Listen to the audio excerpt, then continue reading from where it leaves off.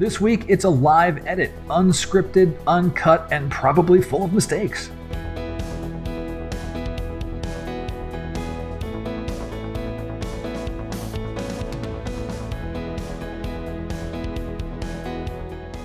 Hey everyone, I'm Scott Davenport. Welcome to InPost. Today I'm doing a live edit, live in air quotes. What we do with a live edit is I'm going to take a photo that I have not worked on at all and go through it start to finish right now and just record it, and that's it. We cut the video. So there's going to be some mistakes. There's going to be some stumbling blocks. I don't know if we're going to emerge with a great photo on the other end, but we probably learned some things along the way. And for this one, it's kind of a little weird. I had this idea as I was processing some other photos. I was using the tone enhancer filter in On1, and I went back to it 2 or 3 different times to do different things. And so it got me thinking, could I process an entire photo with just one filter? And that's what I'm going to try to do today. So I'm only going to use the tone enhancer. Now I may use it multiple times, but I'm only going to use that one filter, and let's just see how far we can push this thing, because it is kind of like a Swiss Army knife of filters. So let's give this thing a go. All right, so I'm in Photo Raw. I'll show you the develop module. I've done absolutely nothing. This is the raw photo. No changes made anywhere. And we are just going to go with the tone enhancer. And so let's start off just with auto and let's see what we get. All right, so we're brightening some things up. Histogram actually looks pretty decent. Let's maybe rein in our highlights a little bit. And I don't mind the stones being that dark. They are really dark in color. Let's just see about adjusting that black point a tiny bit. J key to check for clipping. I expect clipping in the sun and that reflection. And this one isn't bothering as much. This does feel a little hot, the coloring.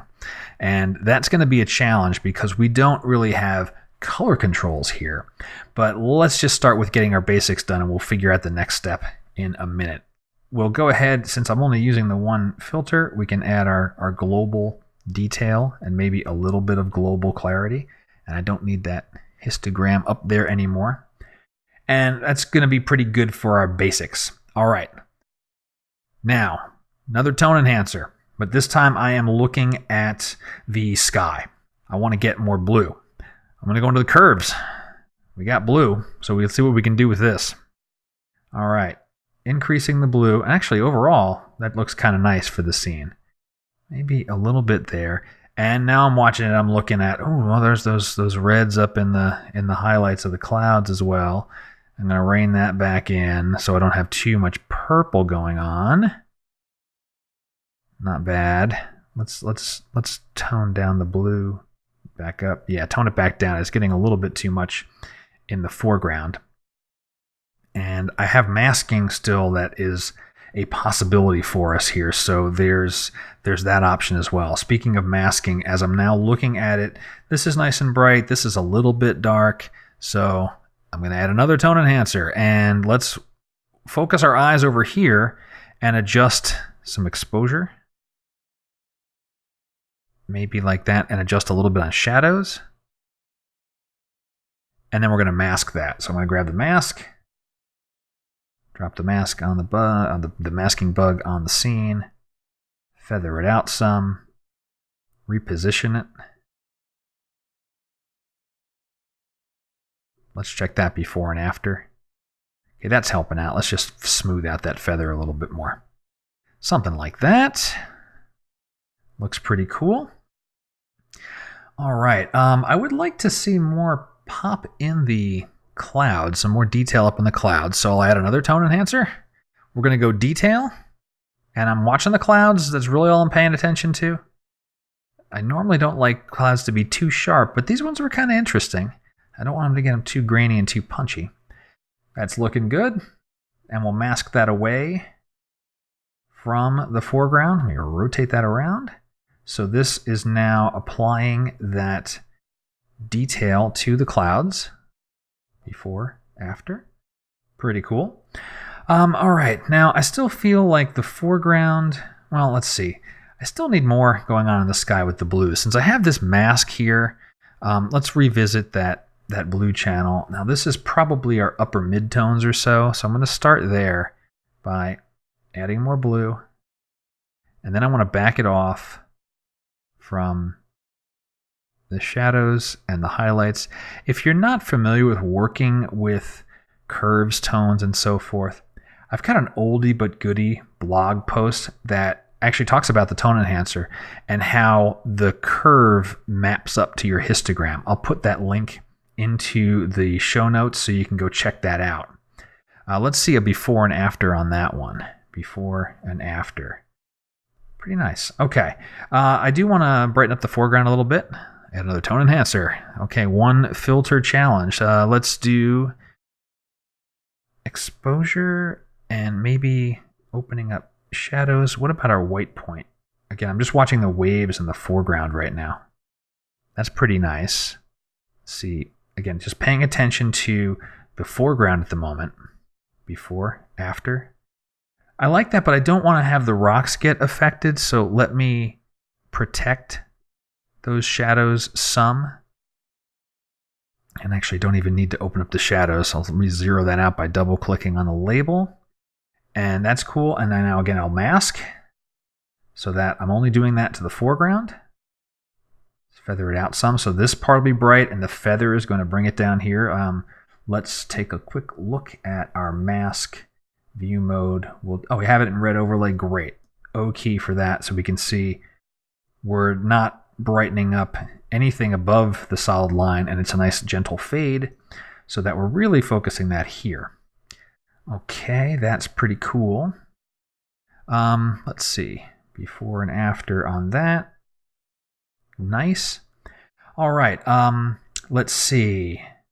The coloring here looks pretty good. And I like the little starburst we got going on. Let's experiment with a little bit of darkening here. And so we'll add another tone enhancer. We'll do some darkening. So let's start lowering exposure, and I'm really just watching the center where the sun is going down, the center point of the sun. I don't want to do the highlights too much since I'm not using an actual I could, but no, I'm not going to do that right now. All right, let's now grab mask. I want to mask this away from the edges, drop it there, and then bring that in and fade it out some. So this is getting a little bit darker. It seems counterintuitive because our eyes will be drawn to the brightest spot, but it's losing a little bit of detail in there. So one more time, before and after. I kind of like that. That's pretty nice. Let's experiment a little more with the value. Yeah, I don't want to go too dark. So I think I had it at 0.3. I'm going to keep it at 0.2. Before, after. So just a little bit of a touch.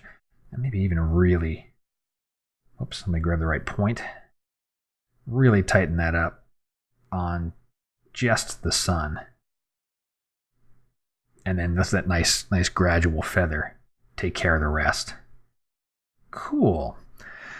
All right. I'm still looking at it, wishing I had more colors. I think that was our foreground. This one was our blues. Let's go back and revisit that one and take a look at that blue amount. Add a little bit more, and I might readjust the position of my mask to bring that down a little bit. Now I'm not going to get blues in here because the tones aren't just there.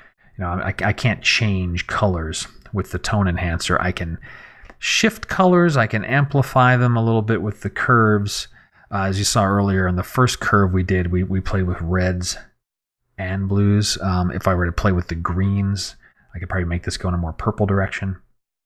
But I'm kind of liking what we have here. I'm going to do a big sanity check right now. This is the / key. This is where we started. This is where we've gotten to so far. Pretty good. I think I do want to have a little crispness in this portion of the waves and then finish it off with a vignette styling. So tone enhancer again. And we're going to go with contrast. So let's pop contrast up because that will give us an illusion of detail. and clarity, and I'm watching this portion of the scene right now. That's the only thing I'm paying attention to. I know this is getting a little bit wonky elsewhere, but we're going to fix that with a mask in just a minute. Okay, looks all right. Grab the mask, and this one I'm going to use a reflected gradient. I think that's what I want. It's going to be the opposite of what I want. Okay, let's not do that, and forget about that. We'll just use a good old-fashioned masking brush. So I've got my brush active. I'm going to invert the mask, tapping on the mask there, invert it. So now I've got nothing going on. I want to paint the effect in, make my brush nice and big. Let me turn off that cursor there and maybe shrink it down just a little bit. And I'll just do a nice sweep through here, adding that detail all the way across there. Okay, so the O key, we can see our mask. I'm only painting in at, a little less than 100% opacity. Why is that? Well, mainly because I forgot to change my brush. But the brush strokes are additive, so I could take another second pass and add in another round of detail. And that's actually not a bad way to work, to use a lower opacity on your brush and add things in, or subtract things slowly and gradually. All right, I think the last thing we'll do is we'll finish it off with a vignette styling. But again, one filter challenge, got to use a tone enhancer. So I want to lower exposure. Let's just take it down half a stop to begin with. And really that's all I want to do. I don't want to do anything else with the other sliders. This is purely just adding a vignette. And we'll tailor it with the mask. I want to mask away from the center. So I will center here because I can.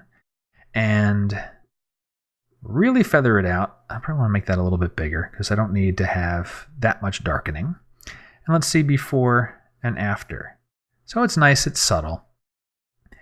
And I think the only thing I would do at this point now is a tiny bit of cleanup. And this is something I can't do with the tone enhancer. I've got to do that with tools, because I notice there's this smudge or something I've got going on either a piece of glass in front of like a filter or something like that. Oh, that didn't look too good. Let's tidy that up a little more with the retouch brush. That'll just smooth that out a little bit. That's better. And I thought I saw, a little spot right over there. There might be one or two others. I'll root those out in a little while with perhaps a couple of more filters that I would have turned to if I hadn't arbitrarily limited myself with this single filter. But here we go. Then all said and done, what did we end up with? We had 1, 2, 3, 4, 5, 6, 7, 8 tone enhancers to go from this photo to this photo. Certainly a different feel. I think I would have liked to do a little bit more, like with saturation or with color. But this was, this was a fun little exercise, I suppose. And it kind of does mean that, the tip of the week is different filters really can do a lot depending on how you decide you want to use them. I certainly wouldn't, subject anybody to saying you can only use one filter and go process, a whole set of photos. But I thought this would be an interesting, intellectual, artistic exercise to see what I could do with just the single filter. And I don't know, I think it turned out pretty all right. And that wraps up the live edit. Hope you've enjoyed it. If you did, share this with a friend. Tell your local camera club, subscribe to the channel, send in your questions. Love getting your questions. Would like to hear from you and find out what is it that you're working on, maybe a cool technique that you've learned about, or you'd like to ask me something. Either way, send them on in. We'll talk, we'll all share our information, and we'll all get better together. Well, until next time, my name's Scott Davenport. Happy shooting.